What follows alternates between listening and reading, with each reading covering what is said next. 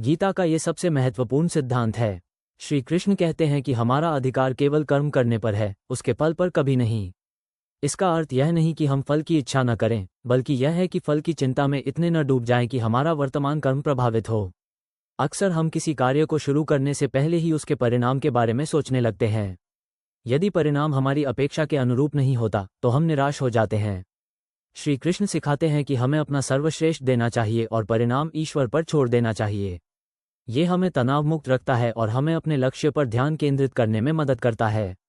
उदाहरण के लिए, एक विद्यार्थी जो केवल परीक्षा में अच्छे अंक लाने पर ध्यान देता है, न कि पढ़ाई करने पर, वो सफल नहीं हो पाता। लेकिन जो विद्यार्थी मन लगाकर पढ़ाई करता है, परिणाम अपने आप बेहतर आता है। एक खिलाड़ी जो सिर्फ जीतने के बारे में सोचता है, वह दबाव में आ सकता है, लेकिन जो अपनी खेल क्षमता को बढ़ाने पर ध्यान देता है, उसकी जीत की संभावना बढ़ जाती है। समत्व का भाव, सुख दुख, लाभ हानि, जय पराजय में समान रहना। श्री कृष्ण बताते हैं कि जीवन में सुख और दुख, लाभ और हानि, जय और पराजय आते जाते रहते हैं। एक ज्ञानी व्यक्ति वह है जो इन द्वंद्वों में विचलित नहीं होता और सभी परिस्थितियों में संभाव बनाए रखता है। समत्व का अर्थ उदासीनता नहीं है, बल्कि यह समझना है कि ये परिस्थितियां क्षणिक हैं। जब हम सुख में बहुत उत्साहित और दुख में बहुत निराश होते हैं, तो हमारा मानसिक संतुलन बिगड़ जाता है। संभाव हमें आंतरिक शांति और स्थिरता प्रदान करता है। उदाहरण के लिए, एक व्यक्ति जिसे अचानक धन लाभ होता है, वो अत्यधिक खुश हो जाता है और उसे खोने पर अत्यधिक दुखी। लेकिन जो व्यक्ति धन को केवल एक साधन के रूप में देखता है, वह लाभ और हानि दोनों में शांत रहता है। जीवन की हर चुनौती को एक सीखने के अवसर के रूप में देखना समत्व का ही एक रूप है। आत्मनियंत्रण और इंद्रियों पर विजय। श्री कृष्ण बल देते हैं कि मन और इंद्रियों पर नियंत्रण रखना अत्यंत आवश्यक है। एक अनियंत्रित मन हमें भटकाता है और हमें सही मार्ग से दूर ले जाता है।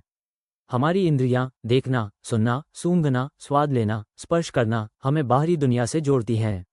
यदि इन पर नियंत्रण न हो तो ये हमें सांसारिक सुखों की ओर खींचती हैं, जो अंततः दुख का कारण बनते हैं। आत्मनियंत्रण हमें अपनी प्राथमिकताओं को समझने और उन पर टिके रहने में मदद करता है। आजकल मोबाइल फोन और सोशल मीडिया का अत्यधिक उपयोग हमें विचलित करता है। यदि हम अपने समय और ध्यान को नियंत्रित नहीं करते तो ये हमारी उत्पादकता और मानसिक शांति को प्रभावित करता है। आत्मनियंत्रण हमें अपनी इच्छाओं पर लगाम लगाने और सही चुनाव करने की शक्ति देता है। ईश्वर पर विश्वास और शरणागति। श्री कृष्ण अर्जुन से कहते हैं कि सभी धर्मों को छोड़कर उनकी शरण में आओ, वे उसे सभी पापों से मुक्त कर देंगे।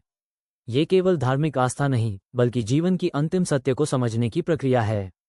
शरणागति का अर्थ है अहंकार का त्याग करना और यह स्वीकार करना कि एक उच्च शक्ति है जो सब कुछ नियंत्रित करती है।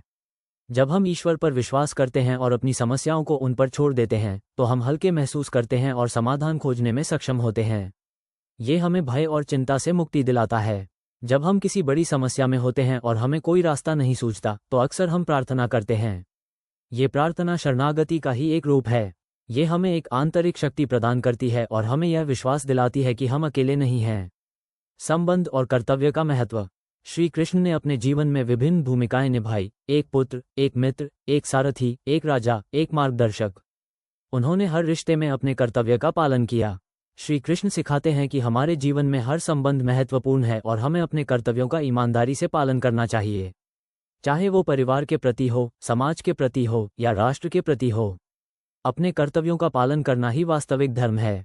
पांडवों के साथ उनकी मित्रता, युद्ध में अर्जुन के सारथी बनना और द्वारका के राजा के रूप में अपने लोगों की रक्षा करना, ये सभी उनके कर्तव्यपरायणता के उदाहरण हैं। ज्ञान और बुद्धि का उपयोग। श्री कृष्ण ने अर्जुन को केवल युद्ध लड़ने के लिए नहीं उकसाया, बल्कि उसे ज्ञान और बुद्धि का उपयोग करके सही निर्णय लेने के लिए प्रेरित किया। अंधविश्वास या अज्ञानता में कोई भी कार्य करना उचित नहीं है। हमें अपनी बुद्धि का उपयोग करना चाहिए, तथ्यों को समझना चाहिए और फिर निर्णय लेना चाहिए। ज्ञान हमें सही और गलत के बीच अंतर करने में मदद करता है। आज के दौर में जब फेक न्यूज और गलत जानकारी का अंबार है, हमें अपनी बुद्धि का उपयोग करके सत्य को पहचानना चाहिए। शिक्षा प्राप्त करना और लगातार सीखना इसी सिद्धांत का पालन करना है।